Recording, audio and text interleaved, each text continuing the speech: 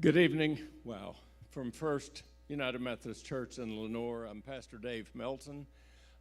We're hosting representatives from Project Agape this evening, and we're not sure that the district sent out the information that I sent to them and Dwayne sent to me. We are live streaming. We do expect additional people here, but we're glad you're here. And our Dwayne Morgan has been to Armenia and is a liaison between us and Nara and Sandy, and I'll let him tell you about that. After that, then we'll see a video that Nara Melkonian, Executive Director of Project Agape, has presented to us to put out for you, and then Nara will speak to us, and then we'll be able to ask questions. Dwayne. I'm so well prepared. He asked me to do this about 2 minutes ago, okay?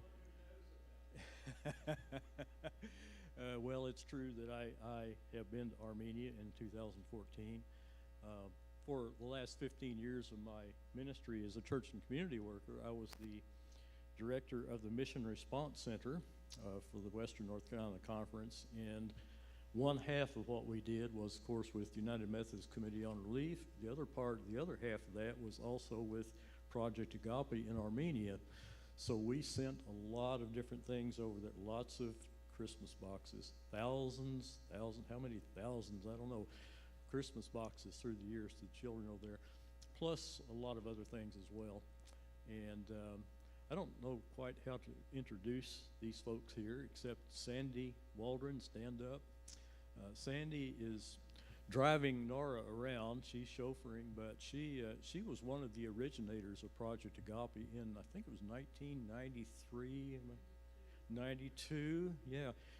She could tell you about getting stuck in Moscow for 3 days, but really stuck in Moscow for 3 days. But she was one of the original persons to work with Project Agape, so happy to have her here. Nara Melkonian came on as director in 1997. Am I getting close? July 4th, 1997. Okay, I remember a few things anyway from that. And she has been the director ever since. I can't begin to tell you the type of ministry that they have had over there over the past few years. I'm sure the video will go into that. They worked in an area called Artsakh, also called Nagorno-Karabakh.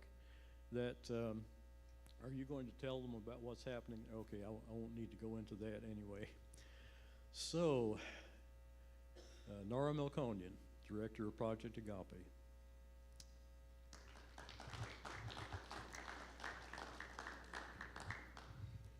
Good evening.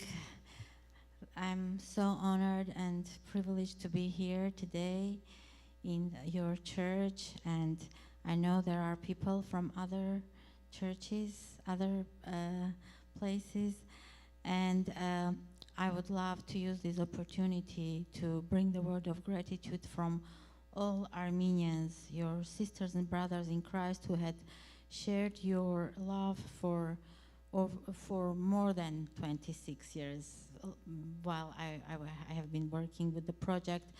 Just yesterday, we celebrated 30th anniversary of Project Agape.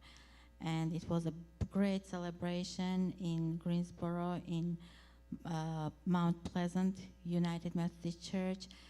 We will watch a video, 8-minute video about Project Agape, and after that I will try to compress 3,000-year history of Armenia in several minutes, because without knowing the history, brief history, it will be hard to understand what Project Agape means for Armenians living in Artsakh and today in Armenia. And after that I will talk again after the video. Greetings from Armenia. I'm Nara Melkonian. It's from Goris and Yerevan warehouses. We will choose 6 to 7 for young people to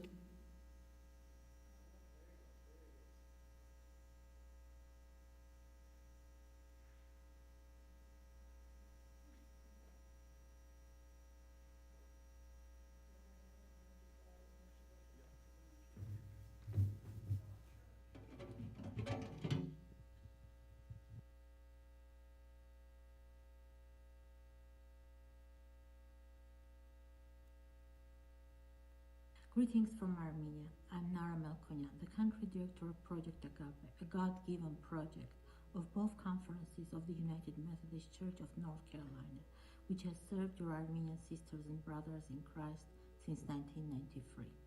You may think, why so long? The answer is the following. Just imagine being a refugee, a displaced person twice in your life, having war after war, disaster after disaster, catastrophe after catastrophe in 30 years since the dissolution of the Soviet Union. As you know, Project Agape started helping the people of Armenia and Artsakh in 1993. It was a difficult time for the Armenian people after the earthquake and the end of the Soviet totalitarian regime, which also meant the total collapse of its 80% industrial economy. If we add the self-defensive war started because of another genocidal attempt to cleanse its Armenian population in Baku, Sumgait, other towns of Azerbaijan, along with the population of Nagorno-Karabakh autonomous enclave with the majority of Armenians, the picture would be complete. Since the ceasefire of 1994, Project Agape had carried out countless projects that helped the refugee community in the Kashatau region of Karabakh to stand on its feet and start to develop. First for the distribution of humanitarian aid and later for the implementation of development projects, the refugee community had started to prosper, making the life of many refugee families much better. In 27 years, Project Agape had become the symbol of hope, light, and change for over 10,000 people of the region. Unfortunately, the September 2020 aggression of Azerbaijan through the multifaceted support of Turkey and terrorists from the Middle East became the beginning of another genocidal attempt of cleansing the Armenian population of the self-proclaimed Republic of Artsakh, former Karabakh, which in 26 years, according to the different ratings of democratic evaluation, stood on a higher platform than Azerbaijan. The war ended with the occupation of 1/6 of the territory of Artsakh by Azeri and Turkish forces and forced over 40,000 people to leave their homes and find refuge in Armenia. For over 10,000 people of the Kashatau region, this meant losing everything for the second time and becoming double refugees. Project Agape also had to remove from Berdzor, the admin center of the Kashatau region, everything, the humanitarian aid from the warehouse in Berdzor and the inventory of all the buildings on Project Agape property were salvaged and stored in a big warehouse in Goris. It took the project over a month to figure out through the calls to all the families of the region where to start a new hub of Project Agape. After calling all the beneficiary families, a new site for Project Agape Center was chosen. It is in the town of Vaik, where many of the mentioned above families have moved. There are many displaced families living also in the Sunnik and Ararat regions of Armenia, adjacent to the Vayotzor region, where the town of Vaik is located. It is halfway between those two regions as well as Yerevan and Stepanakert. The distribution of the first necessity items is carried out from Vaik. Project Agape is supporting the beneficiary families with most of the basic supplies to cope with the humanitarian crisis and unbearable social conditions caused by the war. For that purpose, Project Agape has rented an office in Vaik for a long-term period. The rented facility needed capital improvements to modify the building and adapt it to the conditions that the implementation of different projects required. The capital improvements of the building are underway. Project Agape has given out all humanitarian supplies from Goris and Yerevan warehouses. The bedding and different household supplies bought through donations from the Myers Park United Methodist Church, St. Sarkis Armenian Apostolic Church, and the grant from UAF, Amcor Armenia Foundation. 775 families received all those supplies: clothing, hygiene, household, school, sewing, and bedding supplies, thousands of new underwear and new socks, plus free Christmas boxes per child, one for 2021, one for 2022, and one for 2020, which they were not able to take when escaping from home because of the attack of the deadly drones. Over 700 families received humanitarian aid after 4 more shipments arrived in 2021 and 2022. There are still more than 500 families registered to get aid. Project Agape continues to address the humanitarian needs of the displaced families from Kashatagh region of Artsakh and remains versatile so as to respond quickly to emergency needs, but also seeks funds to implement development projects, as it has always been Project's desire that the people served become independent and self-sufficient. With this in mind, starting from November of 2021, the country director of Project Agape made a new request for assistance to enable displaced people to receive vocational training so that they can move towards self-sufficiency in these new conditions. 9 months later, on July 14th of 2022, a small one-room vocational school was opened at the new Project Agape hub in Vike. In the course of 1 year, this tiny facility has trained 17 young adults from displaced families who are now specialized in nail care, skincare, and hair care. After 3 months training, the graduates are provided with all necessary basic supplies to help them continue practicing their vocational professions and become self-sufficient.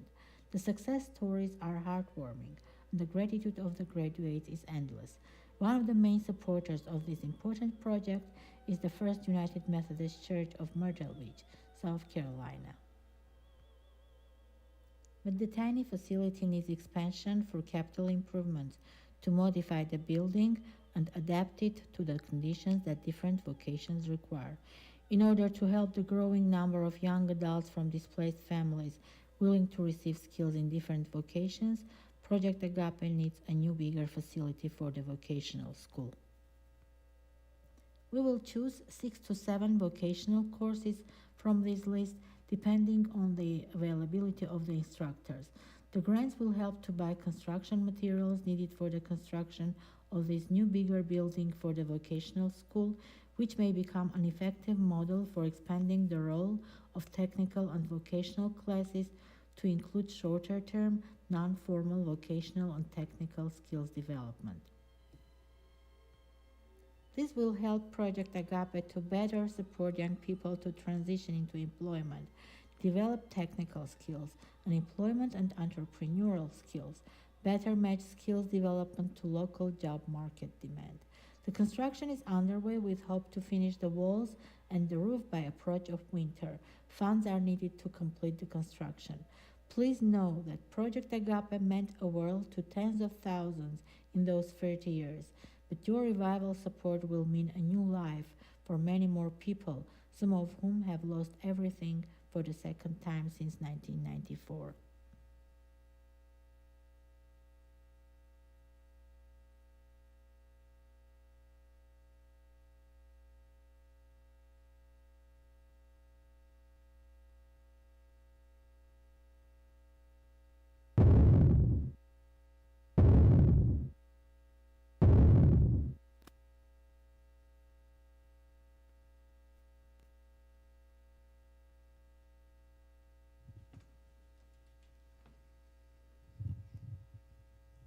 That was not bombing. Well, you heard about all the wonderful projects that Project Agape carried out in 30 years. And now I will try to cover those things that you didn't hear in this video. And the video was made before September 19. I'm mentioning this date because on September 19, there was another aggression against Nagorno-Karabakh or Artsakh, historical name of that region, and I will tell about that and you will see slides. But first of all, the first question that you may have in your minds, where Armenia is. Do you know where Armenia is?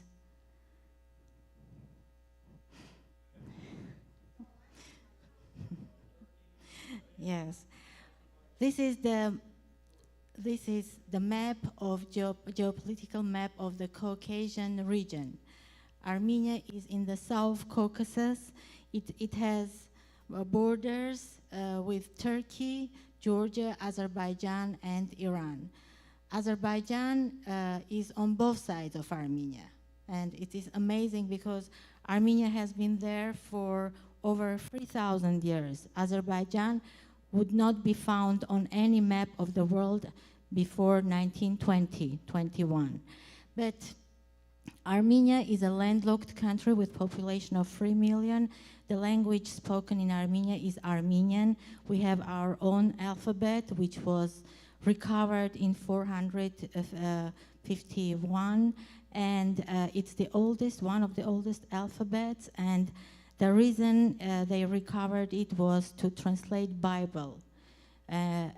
Because Armenians could not read in Greek or Aramaic, so it was important to translate it.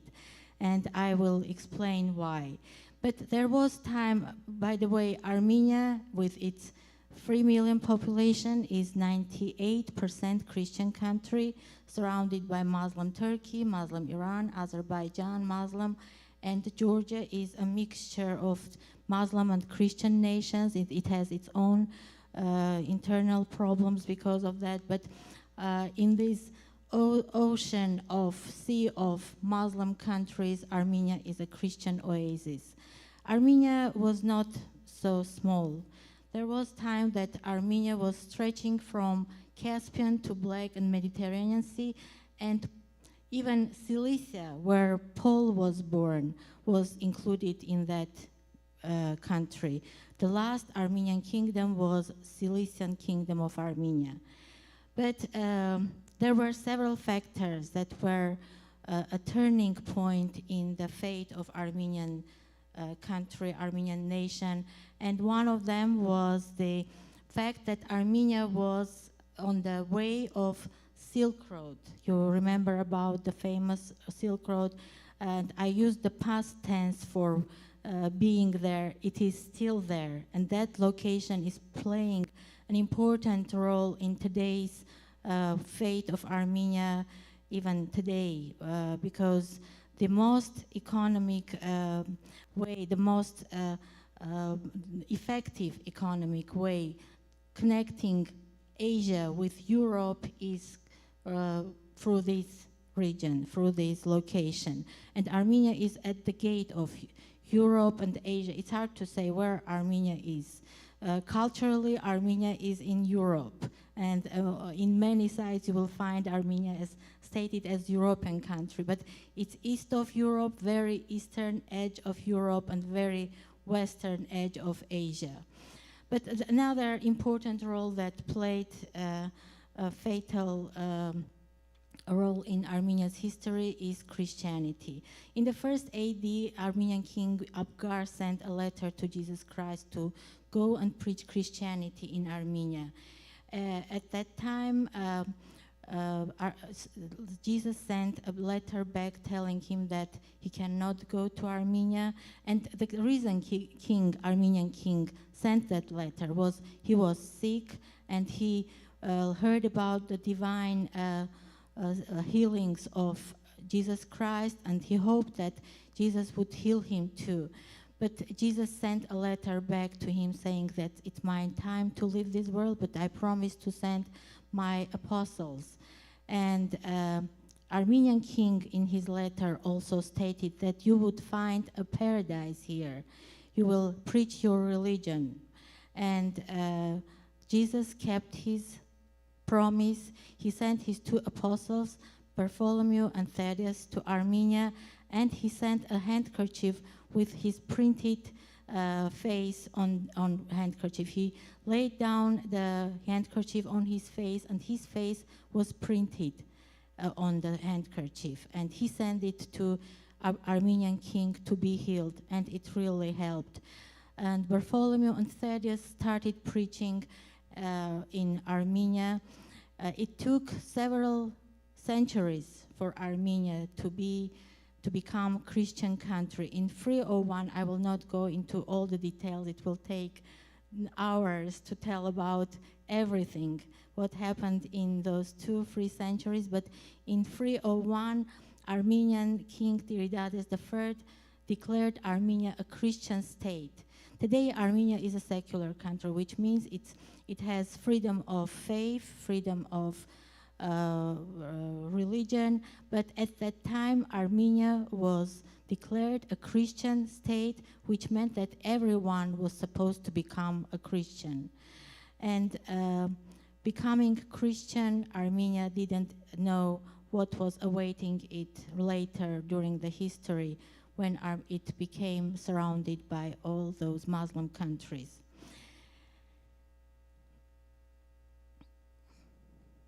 "36 years before Constantine the Great was baptized, Armenia became a Christian country.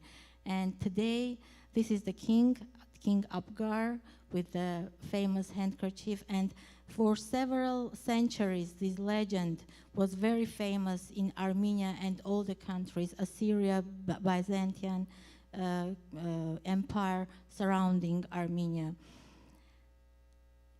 It's amazing that most of the cartographers in Middle Ages and later in New Times from Europe, from Asia, making the map of that region, they placed the Garden of Eden in Armenia. And the reason was the 4 biblical rivers starting to flow from Armenian highlands. And it's amazing that God gave second chance to humanity to start new life. I like asking a question: who do you think these people are? And not all of them are people. There is also animals. There are animals following them. Who do you think they are? I have a tip that may help. Do you know which mountain is this? Ararat. The picture is a famous picture of Ayvazovsky or Ayvazyan. He was an Armenian painter who was born in Crimea, one of the hot spots today in the world. And after he became very famous, he is very famous marine painter known in Europe, in the former Soviet Union. But Russians changed his last name into Ayvazovsky because he was famous. So they erased his Armenian ending. But this is a famous painting of Ayvazovsky showing how Noah is descending from Mount Ararat with his family and his everyone on the ark. But today, Armenia is only 1/10 of its historical land, and that was not enough, and it is not still enough. But throughout the centuries, for 1722 years, since 301, when Armenia became a Christian country, Armenians went through many sufferings. Whoever you know from your history books, all those empires, conquerors, from Byzantium, Assyria, from Rome and Mongols, Tatars, Arabs, Persians, Ottoman Turks, they all went through Armenia and tried to conquer it. And during many centuries, Armenia lost its statehood and was divided between different empires surrounding that country. But 20th century was another hardship for Armenians. It was when the World War I was going on, and it was when 1.5 million Armenians were killed, massacred, pushed to the desert of Syria without food, without water. Many died. And those who were lucky to survive and get new refuge in different parts of Armenia, of the world, they started new life there. So today we have about 3 million population in Armenia, and more than 7 million all over the world. The orphans, after the genocide, were taken by Red Cross to different countries in Europe, to the States even, and to Middle East, and there are many communities of Armenians there. We used to say, whatever happens in the world, Armenians will suffer, and that's not just saying. Today we have refugees from Artsakh, we had refugees from Iraq, we had refugees from Syria because of the war, we had refugees from Ukraine, we had refugees from Israel even. The first airplane taking about 160 Armenians from Israel to Armenia I heard about that, read about that just a couple of days ago. But whatever happens in the world, Armenians suffer. And Armenia is always a refuge for them.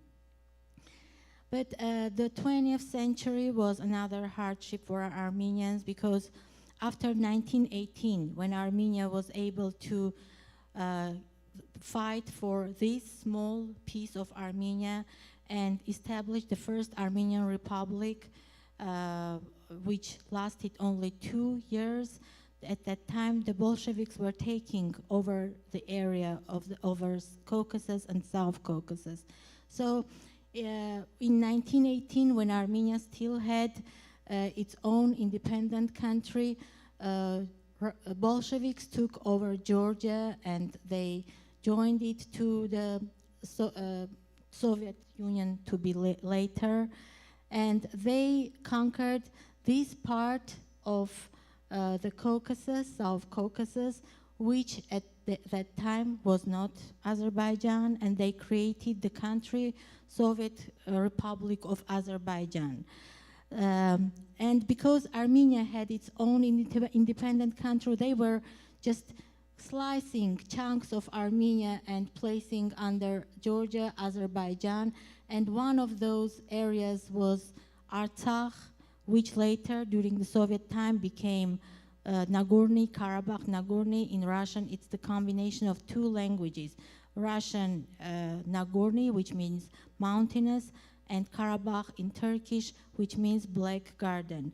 But the historical name is Artsakh, and I will use Artsakh. It's shorter, it's easier, and it's closer to my heart. And they gave this part of Armenia, Artsakh, to Azerbaijan, placed it under Azerbaijan, not considering the fact that 95% of population of that region were Christian Armenians who had to suffer under double regime of the Muslim Azerbaijan and Soviet regime. Another part of Armenia placed under Azeri rule was also Nakhichevan on the other side of Armenia. So Armenia being there for thousands of years, for a sudden appeared in the middle of the so-called Azerbaijan Soviet Socialist Republic. And again, the majority of population were Armenians. By 1918, there was no Armenian left there. Well, you remember that during the Soviet time, the censorship was very strong. Later, in 1980s, when Gorbachev started talking about glasnost, perestroika, about transparency, reforms, it was the time when we heard about horrors that Armenian population in Artsakh was going through during the Soviet time. I will just tell about one story of a boy, teenager, 12, 13 years old, and it happened in 1976. He was going from school to home, and he happened to see his principal of the school, who was having picnic with his friends under a tree. They invited the boy to have picnic with them, to eat something, and poor boy ended up being crucified on the tree. These were stories that no one could know during the Soviet time because they were afraid of different national movements, and this would, of course, raise the anger of Armenians population, and that's why things like that were hidden. But we learned about that during 1980s. Going back to Soviet establishment in this region, the first Armenian Republic, I like talking about that, I just can't skip that part. The first Armenian Republic had 3 women elected in the parliament. It was 1918 when women didn't have the right to vote here. And the first woman ambassador in the world was Armenian, and she was the ambassador of Armenia to Japan, Diana Abgar. So these are things that prove the theory about democracy, which says in order to have democratic society, country, there are 3 preconditions, important preconditions, and that's the free market, second is the 50% middle class, And the third precondition, amazingly, is Christianity. And Armenia is there to prove that interesting theory. But later in 1920, Soviet Bolsheviks were able to conquer Armenia as well, and Armenia was part of the Soviet Union for 70 years. And Gorbachev's glasnost and perestroika changed the minds of the people in Artsakh, who suffered for several years, for 70 years. And even the awful country like Soviet Union had very good constitution. Armenians being in Karabakh, they had the right as autonomous region because it was called NKO, which means Nagorno-Karabakh Autonomous Oblast. Oblast is region. So they had even autonomy during the Soviet time, being under Azeris, the right constitutionally to do referendum and to vote and to decide whether they join the Armenian Republic or stay as in Azerbaijan or join the Georgian Republic. So they did the referendum, they voted for joining Armenia. Their civilized vote referendum was met by more massacres in Azerbaijan. In Baku, in Sumgait, people, Armenians, were taken out to the streets by Azeri mob who had the exact addresses of Armenians. They got the list, which means that all these riots, all that unrest was governed from above, and having the addresses of Armenians, they broke into their houses, they burned them alive, they were abused and killed and turned into awful the pictures at that time that we could see on TV, they were just horrible. And this continued for several days until the Soviet army started preventing that. But for 3 days, these mobs of Azeris were free to do what they wanted to do. And this was to calm down the Armenians in Artsakh, not to let them use their constitutional right and to be free to decide where they want to go, whom they want to live with. But this also raised anger in Armenia. Hundreds of thousands of people went to the streets, and demonstrations were against Soviet country because they couldn't understand why Soviet country was not preventing those Armenians from being killed, massacred. It was not enough. All this was happening in 1978, 88, 87, but in 1988, December 7th, a huge earthquake hit the northern part of Armenia. So half of the country was destroyed by the earthquake. 50,000, close to 60,000 people were killed in the earthquake, 130,000 people injured, over 500,000 people without refuge because the country was almost destroyed, the northern part of the country. And about 500,000 refugees, another 500,000 people who had to escape from Azerbaijan not to be killed. So this was a real humanitarian catastrophe for Armenia. Armenia was in agony. And plus to that, the collapse of the Soviet economy. Soviet country collapsed, and Armenians who were fighting for their independence, for a sudden they remained free, and they didn't know that being free meant also the collapse of its intertwined with other republics' economy. So this was time when Project Agape started working in Armenia. In 1992, there was a team of 7 people, I heard seven people, and one of them was Sandy Waldron sitting in this room. They went to Armenia to see firsthand what was going on there, and what they saw was even worse than what they had heard from 4 businessmen coming to North Carolina and telling about those horrors. There is a book called You Raise Me Up, Make It Happen for the Children of Ark, written by Catherine Rich. You can still find it on Amazon. And the wonderful history of how Project Agape started, how it worked, how many projects were carried out in those years, you can read in that book. But going back to Project Agape, well, when Project Agape started the work in 1993, the war was still going on in Artsakh. At that time, before the collapse of the Soviet Union, the Soviet army was helping Azerbaijan to calm down these people. There was even an operation called Ring, in Russian Kaltso, which they were carrying out to calm down, even to massacre the whole population, not to have any issue related to the independence of Artsakh.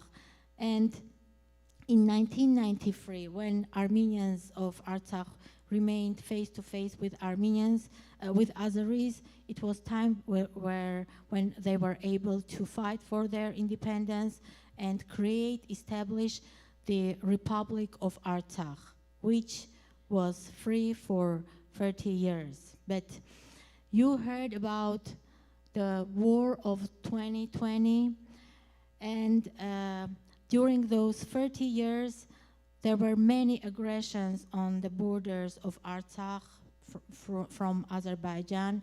There were snipers working day and night to see any moving object on other side of the border, whether it was soldier or whether it was a person working on his land, on his crops. And we heard about casualties almost every day. And in 2016, there was a full-scale aggression by Azeris to take Artsakh back, but it continued only 4 days, and Armenians in Artsakh were able to push them back until in 2020, Azerbaijan's next full-scale war took down almost 5/6 of the country. This time they came with the help of the Turkey, Pakistan, and the jihadists from Middle East, and for 44 days, this small country of 150,000 people lost more soldiers than Ukrainian war in 2 years. Just if you do if you look in internet and try to find some statistics related to Ukrainian war in these last 2 years and to 44-day war in Artsakh, you will see that the number of soldiers, casualties, is the same. It's over 10,000 people, but compare 44 days to 2 years that the Ukrainian war is going on.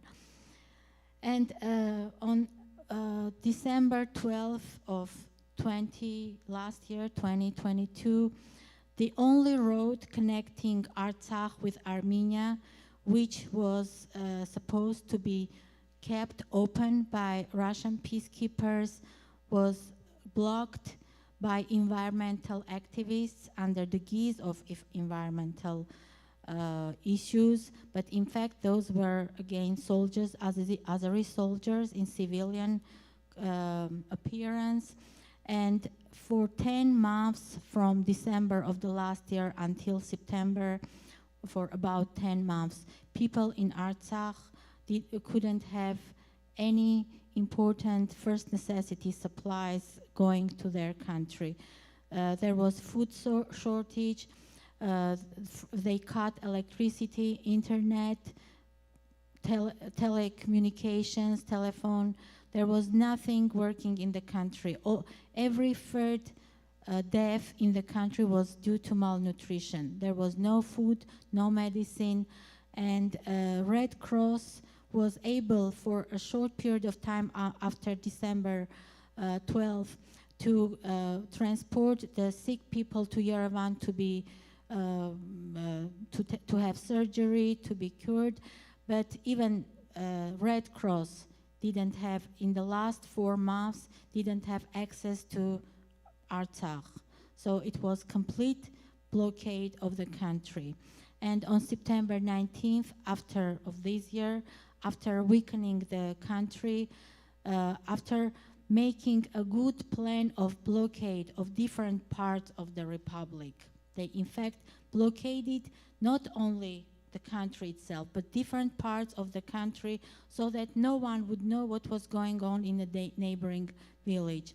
You see the pictures of people, of bombardment of the country. I received this message from a Peace Corps volunteer, and she received it from her friend. I received it while I was in North Carolina, and she received it from her friend in Artsakh, and this says they are doing it again. Azerbaijani military forces have killed every person in Taghavard village, elderly, infants. I'm speechless. Sorry. Pray for their souls, Mr. Julen. I think I'm gonna lose my mind. These were very few messages or pictures that you could find in internet, because in the contrary to what's going on today in Israel or Palestine, where journalists have access, that you can see how people are taken in hostage, what's going on with them. People in Artsakh were in complete blockade. The journalists didn't have access, so Azeris were free to do what they wanted to do. And after the 2020 war, there were still 120,000 people living in that area. After September 19th of this month, previous month, when Exodus started, when after the war, getting 300 people on their blacklist in exchange for letting Armenians to leave the country. Only 100,000 or a little bit more than 100,000 Armenians were registered passing, being able to leave Artsakh. So we still don't know what's happening with those 20 or less than 20,000 people, whether they are killed, whether they are taken in hostage, whether they are still there, because there was a video made by Red Cross of an Armenian who didn't know even that there was no Armenian left in Artsakh. So they blockaded different areas so well that people even weren't aware of what's going on with their other citizens of the country. These are pictures of the exodus, of how people were leaving the country, even during the exodus. They showed some of the cars, and many people who lost connection with their family members were able to find them at the safe place in Armenia. This is the picture of a Nazi soldier giving candy to a Jewish child whose parents were killed by fascists. And the same picture you can see today is an Azeri soldier giving candy to 5 children from the same family whose both parents were killed in the war. These 2 brothers, their mother found her sons in horrible condition. I just can't read what's there because it's really very hard, but if you can, please read what's written there.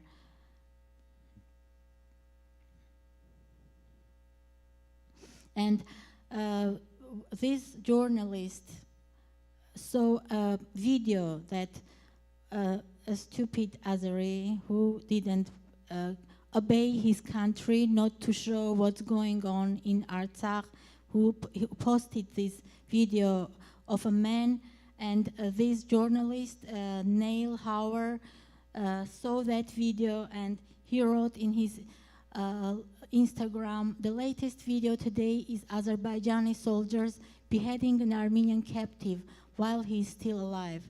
It's reminiscent of ISIS videos, a comparison I do not make lightly. There are no words. So through some minor things that come up through different internet platforms, you can imagine what was going in the country. And as a Christian, I liked posting this, including this in presentation, because this woman, she was born in 1920. So maybe she's older than Azerbaijan itself. But today she is forced to leave her country, the country where her ancestors lived for millennia. And her letter is interesting and talks about, again, about being Christian, what it means to be Christian. I thought about setting my house on fire, but I didn't like it. I washed the dishes, arranged them on the shelves as if I were waiting for visitors. This year the crop of dates is very good. The Turks will eat them. I left them a letter. I wrote to them that in this house there lived honorable people who got by with the sweat on their faces to keep it clean. I begged them to water the flowers. The word Turk there is not used accidentally. In fact, Turks and Azeris are the same nation. They speak the same language. They are both Muslims.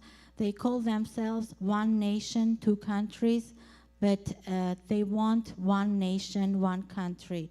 And guess who's on their way? And these are pictures of the genocide from 1915. And this is the picture of the recent exodus after September 19. You see 4 lanes of cars. It took Sandy and Dwayne know well, it takes only 1 hour to go from Stepanakert to the first city in Armenia, to Goris.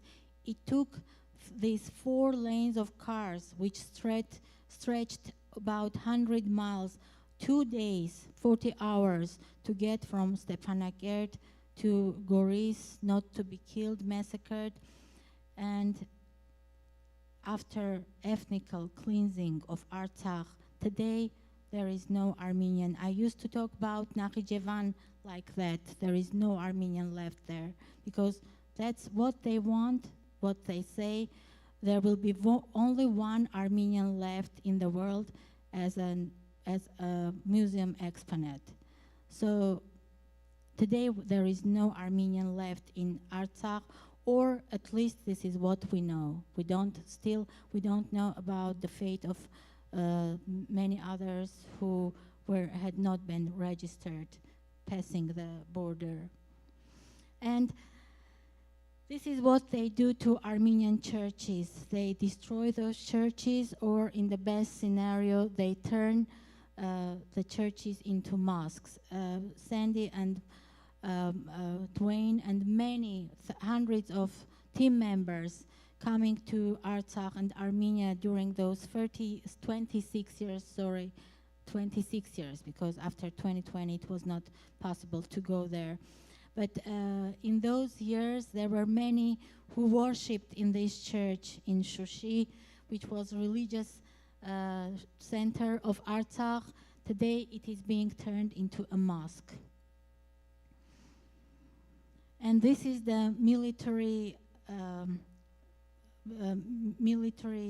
cemetery of those who were killed in 44-day war. As I told, as many as in Ukrainian war in 2 years, in 44 days. This map has been circulated a lot in the recent days in internet, on different platforms of internet, and this map is made by Azerbaijan.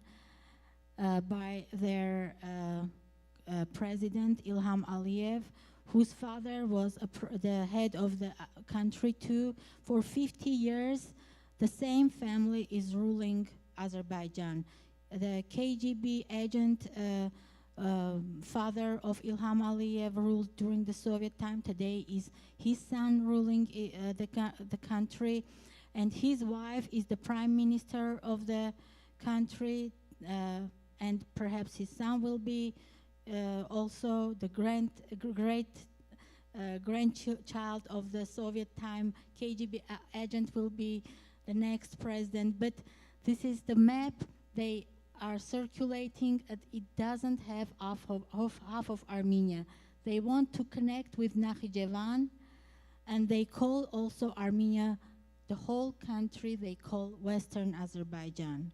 So with over 100,000 refugees in Armenia, with all the troubles going around Armenia and in Middle East, we are really unaware of what's uncertain, what will happen. Today, Project Agape is trying to help the refugees from the 2020 war, but we deal helping 10,000 people. We worked only with them, we served those families, and you saw the pictures of people taking goods to their homes. Project Agape had a center in Berdzor. We had to move everything. You saw in the video how the goods and humanitarian aid was salvaged from Berdzor to Vaik, where our Project Agape has its current office, and the house which was rented for long term was renovated so that we could start helping the people. And in the last 3 years, over 1,500 families received aid from Project Agape. And I just want to show you one of the pictures because it shows how families take things to their homes. In fact, the cars that you saw on pictures in the video are rented by families. They don't own those cars. And 3 families rent one car to share the transportation fee. And sometimes Project Agape provides the transportation money to those families who have lost family members in the war. But one car, they receive so many things that one car can fit goods of one family. So when they come in one car but having several families there, it's hard to fit all the things there. That's why we use those, reuse those big boxes. They can fit about 74 Christmas boxes, and they place those on the cars and fit all the things for 2-3 families in one car. And this particular small Russian Lada, after the family received home, I've asked them to call and tell me how they got, because we were really afraid something would happen with the car. It was so loaded. But one of the families was asked, what do you get from there? I see you carry many things. And the answer was everything except a house. So what they get from Project Agape is bedding, hygiene, school, clothing, supplies, all kind of things, that kitchen, household, everything that they will need for at least 2-3 years, not to worry about those essential supplies and clothing.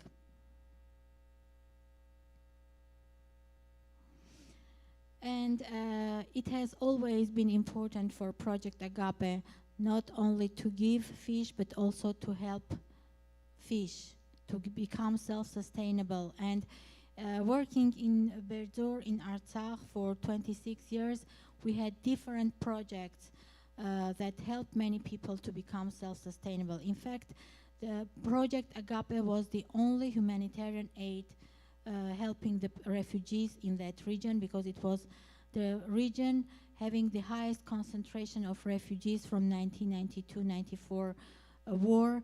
And Habitat for Humanity, Heifer Project International, Samaritan Purse, all those organizations didn't work in that area because it was a disputed area. And Project Agape, being where working for those people, was all in one for the people, for the refugees living in that area. And they received cows, chicken, agricultural supplies, seeds, all important things. And it was interesting that after 1993, when all the people, all the refugees of the region, almost 10,000 people received aid from Project Agape, by 2020 we had only 500 families. Most of them became self-sustainable. But now it's again important for Project Agape to continue helping those families, refugee families, who are in fact double refugees, as you heard from the video, to become self-sustainable. And there was a project started, vocational school, where students receive all the necessary skills to become professionals in hair care, skin care, and nail care.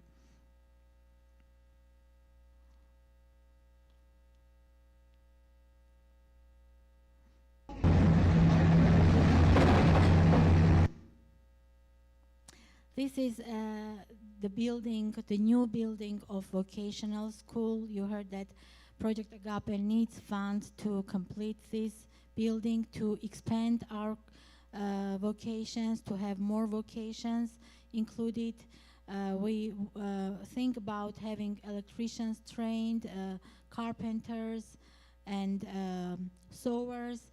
And of course, we will revive also our computer and English classes, as we had those at Christian Education Center in Artsakh.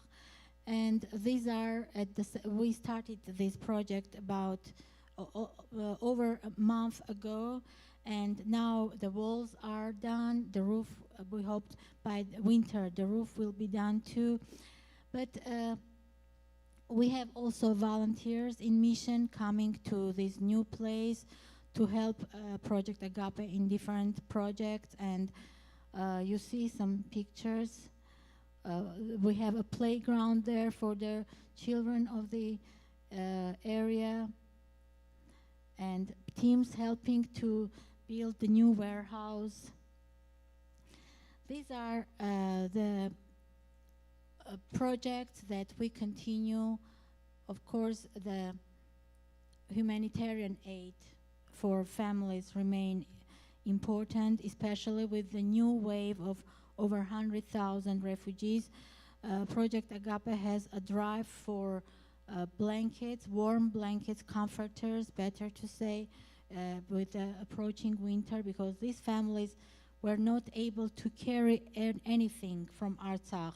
They had as many people as they could help to escape from the country, so there was no place for whatever they needed for themselves. So the drive for warm comforters is an important thing. Both donations of blankets and comforters and funds to buy those are important, because in order to ship one container, it costs $10,000, now almost to $10,000. And time-wise and funds money-wise, it's better to send funding to buy those locally. It also helps the local economy to be better. And the Christmas boxes is another important project. The kids of the families, refugee families, are always happy to see those, to get those. And it's not just a Christmas gift. It also helps the family to have all the essential school supplies and hygiene supplies and warm hats and gloves that children receive in those boxes. And I talked about building teams. You can join or support a building team, and vocational school that is very essential to help the families become self-sustainable. The Fellowship of 1,000 is about 1,000 churches or small groups, Sunday classes, individuals. If 1,000 entities donate $200 yearly, which is, we calculated, is about $17, $16 monthly, the project will be able to continue all those important, vital, life-saving projects in Armenia and for refugees from Artsakh. So these were the most important things. I believe I covered everything, I hope, and I will be glad to answer any questions you have. But once again, I would like to thank you all, to thank all the United Methodists who started 30 years ago this God's project called Project Agape in Armenia and Artsakh, and to make sure you know that Project Agape is supported only by North Carolina, 2 conferences. There were some churches outside of North Carolina. One is in Myrtle Beach, which got involved just recently helping with vocational school. And there was one church in Virginia several years ago. The 2 members in the church continue to donate money for Project Agape. But other than that, Project Agape is still the only, North Carolina is still the only state involved in Project Agape. So once again, big thanks to all the United Methodists, all people, all Christians of North Carolina who supported Project Agape, who were the lighthouse for many Armenians in Artsakh, for many refugees during those 30 years. And we hope that today, when Armenia faces almost the same situation that faced about 30 years ago, Project Agape will continue to help these families find again hope, because many today are hopeless, in the contrary to 30 years ago. So thank you again, and may God's blessing be over you and all those who are not indifferent to the suffering of their Armenian sisters and brothers. Thank you.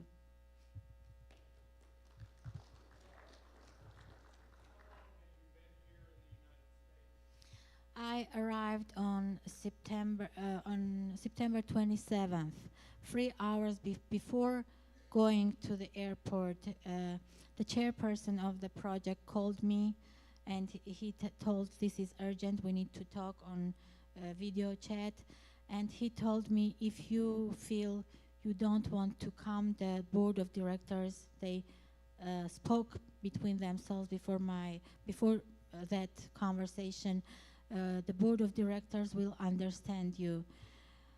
My first reaction internally was, yes, I'm not going. But then I realized it's more important to be here, to let people know what's going on there, because I know many people don't know what's happening there, about all the sufferings that people are going through, about all the people who were killed, massacred there. So I'm glad I decided to come, but I will be sent as soon as anything extraordinary, urgent happens there. So since just before you came, Artsakh, which was 95% ethnic Armenian, have been overrun and pushed out of their homes. Yes. And it was in only after 300 people on their blacklist agreed to go and surrender. And one of them was my course mate from American University, who was the Minister of Foreign Affairs of Artsakh, and he has 4 children. He went and surrendered. He has 4 children, and those children are orphans. His wife died several years ago from cancer. That was the only deal with genocidal government of Azerbaijan. So Armenia now is going to have to somehow care for 100,000 additional refugees? Yes, yes.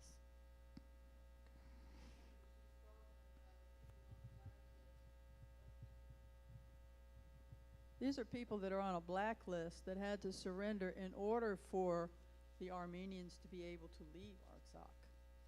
So they were being held hostage until these people surrendered, basically. And we don't know but what she might be on that list. The Azerbaijan. They created this list of people they thought were a threat or were working against them.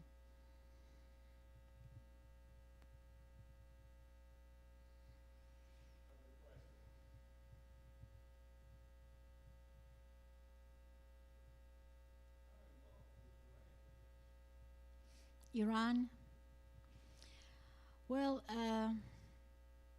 Iran plays both sides, like Russia. Even Russia perhaps is worse than Iran, because Russia at least is our ally on the paper, but he is better.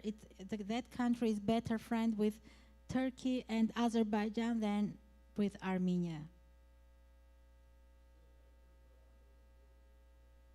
Yes, but that's the only one of the open borders, because Armenia is 80% of Armenian borders are in blockade. Armenia itself is in blockade.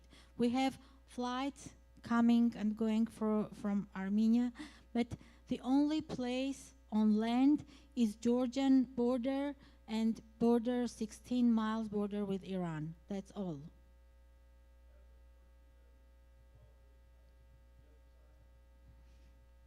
Yes, yes. Ottoman Turkey.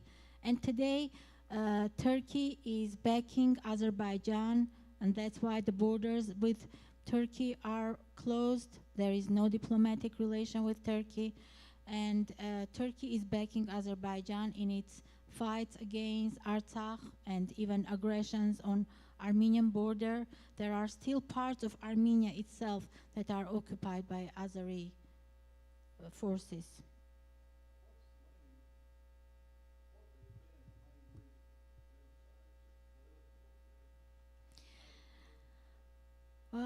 Well, it is both, and one of them was the Armenian case.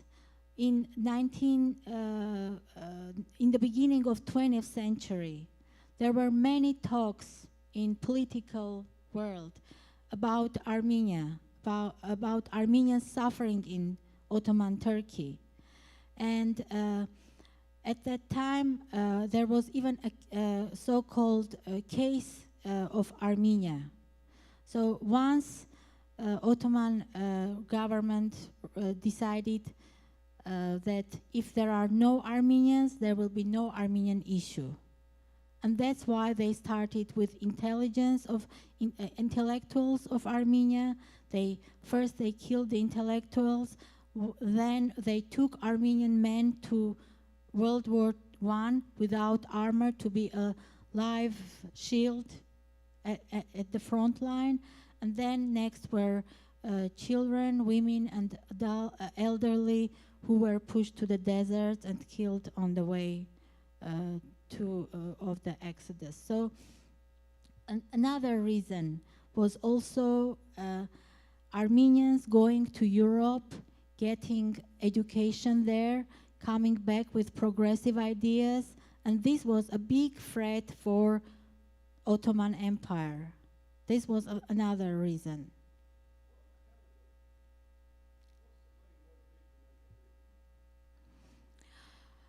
Well, Armenian economy, regardless of the fact that it's in blockade, was really developing, and it has the highest rate of progression compared to all other countries in the region. It's mostly IT sector. There are textile. Cognac is the famous Armenian cognac was one of the favorites of Churchill, and he used to receive his portion of cognac from Stalin every time. And one time he receives, this is an interesting, funny story, but he receives his regular portion, and he realizes it doesn't taste like every other times, and he sends a message to Stalin, why my cognac is not like it was before. And Stalin sends that message to Armenia, find out what happened to cognac, and they reply him back, you took the person who was making that certain type of cognac to Siberia. And he asks, bring him back and give rewards, and this is a true story. And that Churchill helped one Armenian to be back from Siberia.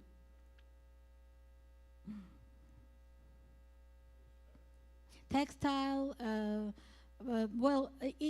agriculture is still only 20% of Armenian economy, because during the Soviet time, Armenia was 80% industrial country. But it was mostly working in interrelation with other republics. That's why I told after the Soviet Union collapsed, the economy collapsed too. So, but it's coming back, and the life is better in the capital of Armenia, in Yerevan, which has about 1 million population. In fact, 1/3 of the population lives in the capital in Yerevan. And it's more difficult in rural places. There are more jobs to find in Yerevan, and there are less jobs in other areas. That's why even today's refugees prefer going and living in Yerevan or close to Yerevan, because this is where they can find jobs. It's a democratic country, and it has democratic country. It has, yes, like you have here, legislative, executive, and judicial branches, all three branches. We have, we used to have a president. There were some things change in our system, so the head of, we still have a president, but the executive body, head of the executive body is the prime minister. And we have elections every 4 years for the president and 5 years for the parliament. We have army, but when you have to deal with all those countries, 3 million people against 80 million Turkey, 10 million Azerbaijan, and they are growing like rabbits.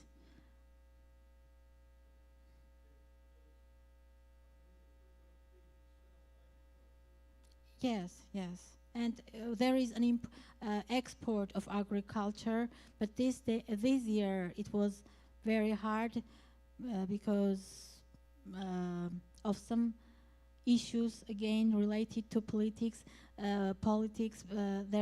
It was more difficult to export some goods to Russia, to other parts of the world through Russia or Georgia, but yes, they are also exporting agricultural goods.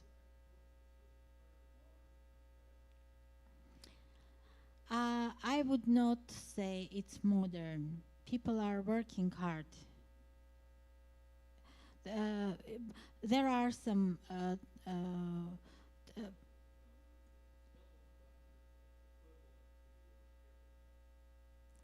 Yeah, Heifer project, yes.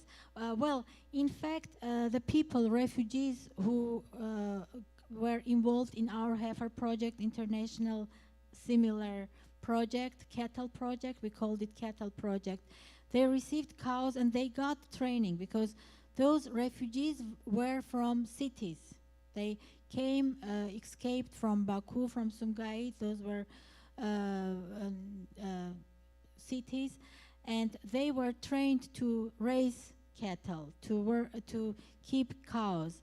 But now it's the opposite. Now their family members, young adults, their children are going to Yerevan, and now they need to be trained to get jobs there. So it's ongoing process of training people from agricultural sector to more city life and the opposite because of refugee waves. Climate is very much like the climate here. We are in the same subtropical zone. The only difference is Armenia is has higher elevation. The lowest point we have is 1,300 feet above sea level. That's the lowest.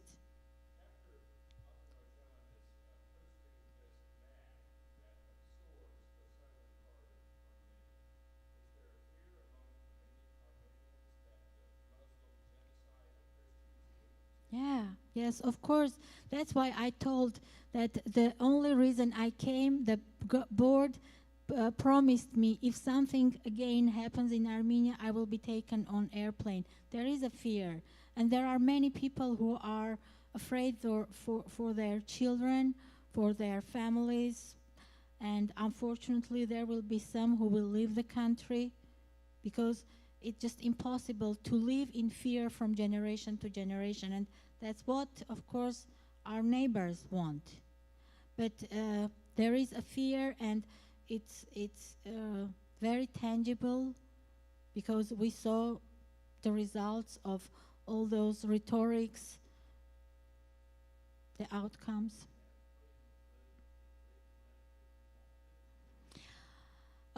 We can leave the country going to Georgia, to Russia, to some countries, but not to Europe. In order to go to Europe or several European, there is freedom. I believe there is no visa requirement between a couple of countries in Europe, but mostly if you go to Italy or France or those countries that are in Schengen zone, I'm not sure whether you know what it means. There was some agreement between European Union countries, and if you get Schengen visa, you can go to those countries. But if you don't, and the most difficult thing is to get visa to the United States. That's almost impossible for many.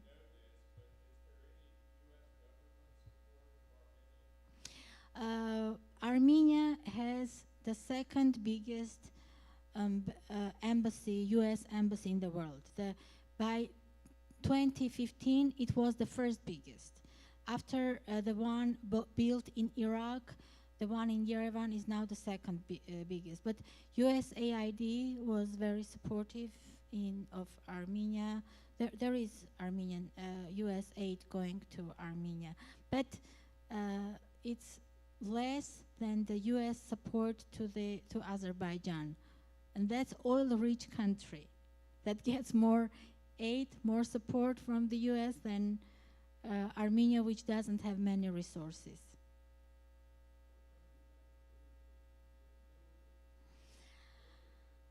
No, Armenia doesn't have many resources. The most resources we have are brains, because I told it's Silicon Valley for the Caucasus.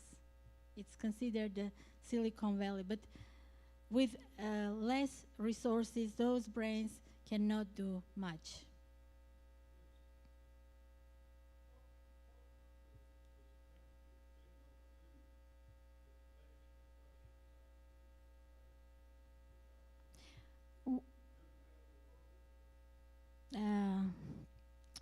Well, during the 10 months of blockade after the 2020 war, many countries in the world condemned those actions. Of course, during the 2020 war when they were talking, they were always talking both to Armenia and Azerbaijan to stop the war. But it was Azerbaijan, in fact, doing the war, doing the aggression. But other than condemnation, they don't go further. So Armenia doesn't really have any support. Our biggest support is God. We rely on God. If God wants there to Armenia, to be Armenia, there will be Armenia, as it was for centuries.